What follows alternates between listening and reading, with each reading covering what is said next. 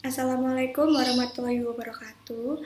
Kami dari kelompok 4 Akuntansi Perbankan Syariah akan mempresentasikan tentang bab akuntansi atas akad murabahah. Anggota kelompok 4 terdiri dari yang pertama ada Anidia Nur dengan NIM 368, yang kedua ada Ariati Arista dengan NIM 611, yang ketiga ada Melinda Ayu Kartika Sari dengan NIM 615, dan yang terakhir ada Felina Ayunita dengan NIM 640. Terima kasih atas kesempatannya. Nama saya Anidia dengan NIM 368. Di sini saya akan mempresentasikan tentang ketentuan syar'i. Ketentuan syar'i transaksi murabahah didasarkan pada Al-Qur'an surat Al-Baqarah ayat 275 yang menyatakan bahwa Allah Subhanahu wa taala telah menghalalkan jual beli dan mengharamkan riba.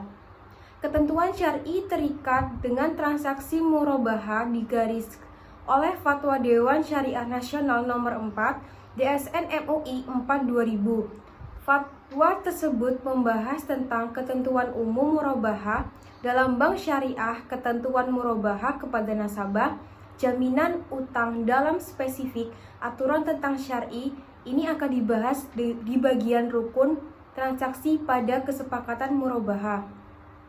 Ketentuan umum murabahah dalam bank syariah diantaranya yaitu yang pertama, bank dan nasabah harus melakukan akad murabahah yang bebas dari riba. Lalu yang kedua, barang yang diperjualbelikan tidak diharamkan oleh syariah Islam. Lalu yang ketiga, bank membiayai sebagian atau seluruh harga pembelian barang yang telah disepakati kualifikasinya. Lalu yang keempat, bank membeli barang yang diperlukan nasabah atas nama bank sendiri, dan pembelian ini harus sah dan bebas dari riba. Yang kelima, bank harus menyampaikan semua hal yang berkaitan dengan pembelian, misalnya jika pembelian dilakukan secara hutang. Lalu yang keenam, bank kemudian menjual barang tersebut kepada nasabah dengan harga jual senilai harga beli ditambah dengan keuntungannya. Dalam kaitan ini, bank harus memberitahu secara jujur harga pokok barang kepada nasabah berikut dengan biaya yang diperlukannya. Lalu yang ketujuh, nasabah membayar harga barang yang telah disepakati. Lalu yang kedelapan, untuk mencegah penyalahgunaan atau kerusakan kontrak, bank dapat membuat perjanjian khusus dengan nasabah. Lalu yang kesembilan, jika bank ingin membeli barang dari pihak ketiga atas nama nasabah, maka harus menandatangani kontrak penjualan murabahah setelah barang tersebut menjadi milik bank. Selanjutnya yaitu adapun ketentuan murabahah kepada nasabah. Yang pertama, nasabah mengajukan permohonan dan berjanji untuk membeli barang atau aset dari bank. Lalu yang kedua, jika bank menerima permintaan tersebut, bank harus membeli aset yang dipesan secara resmi oleh penjual. Lalu yang ketiga, kemudian bank memberikan aset kepada nasabah dan nasabah harus menerima aset tersebut sesuai dengan janji yang telah disepakati. Karena janji tersebut mengikat secara hukum sehingga kedua belah pihak harus mengadakan kontrak penjualan. Lalu yang keempat, dalam transaksi ini bank dapat meminta pelanggan untuk membayar di muka saat menandatangani perjanjian pesanan awal. Lalu yang kelima, jika pelanggan menolak untuk membeli barang tersebut, biaya bank yang sebenarnya harus dibayar dari uang muka. Yang keenam, jika jumlah simpanan kurang dari kerugian yang harus dibayarkan bank dapat meminta pelanggan untuk sisa kerugian. Lalu yang ketujuh, jika pembayaran di muka menggunakan kontak urbun dan bukan pembayaran di muka, maka yang pertama, jika pelanggan memutuskan untuk membeli barang tersebut, dia perlu membayar dengan sisa harga. Lalu yang kedua, jika nasabah membatalkan pembelian, maka pembayaran di muka paling banyak merupakan kerugian yang ditanggung bank akibat pembatalan tersebut. Dan jika dana tidak mencukupi, nasabah diwajibkan untuk melunasi saldo. Sekian dari saya, selanjutnya akan dipresentasikan oleh rekan saya. Terima kasih. Baik, saya Arianti Arista Pramesti dengan NIM 611. Di sini saya akan melanjutkan presentasi dari rekan saya, yaitu rukun transaksi murabahah.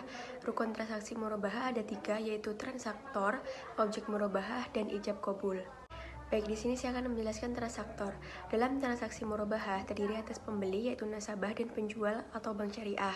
Nah, transaktor di sini disyaratkan memiliki kompetensi berupa akil balik dan kemampuan memilih yang optimal, seperti tidak gila, tidak terpaksa, dan lainnya. Nah, yang selanjutnya yaitu objek murabahah. Di sini meliputi barang dan harga barang yang diperjualbelikan. Barang tersebut tidak boleh barang yang diharamkan oleh syariah Islam.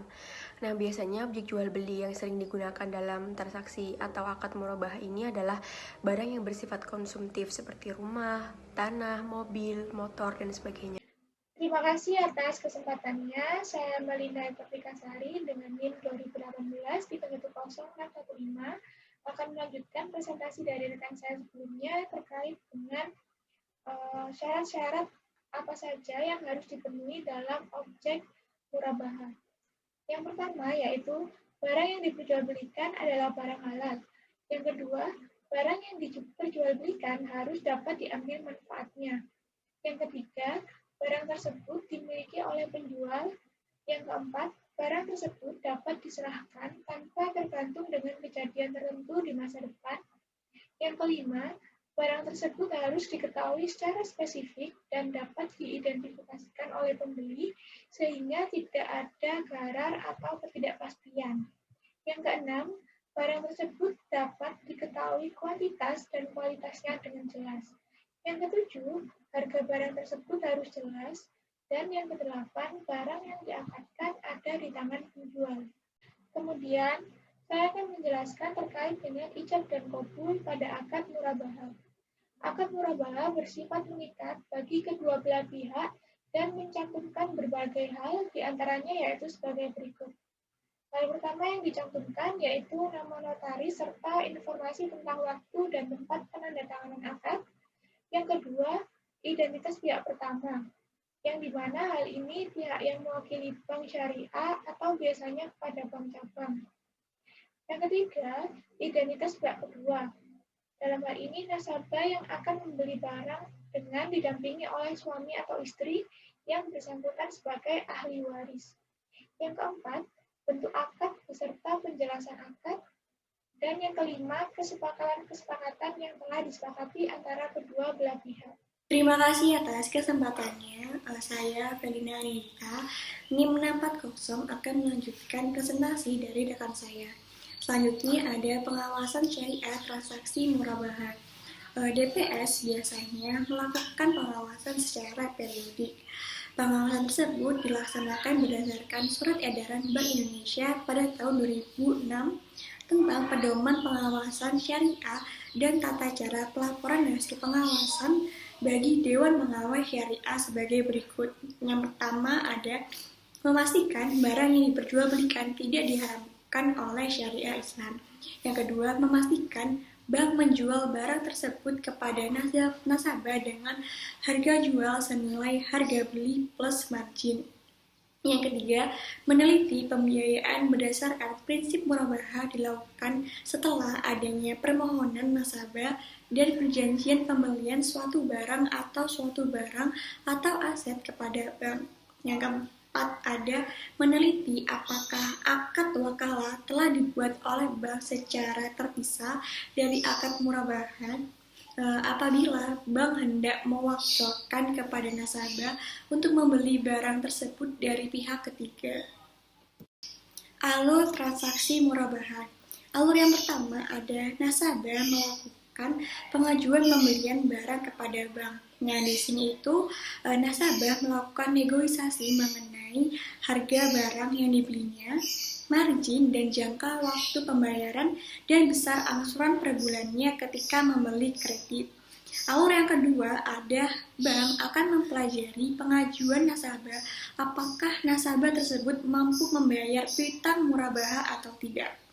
Apabila nasabah mampu melakukan perjanjian ini yang telah disepakati, maka akan dibuatkan akad murabahah di mana di dalamnya mencakup berbagai hal agar rukun murabahah dipenuhi dalam transaksi jual beli yang dilakukan.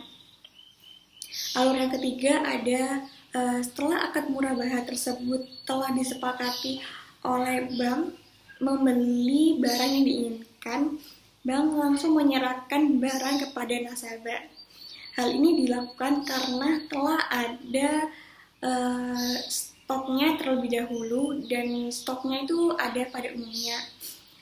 Nah, kedua adalah akad murabahah dengan pesanan yang dimana dapat diwakilkan kepada nasabah atau nama bank dan dokumen pembelian tersebut harus diserahkan oleh pemasok kepada bank.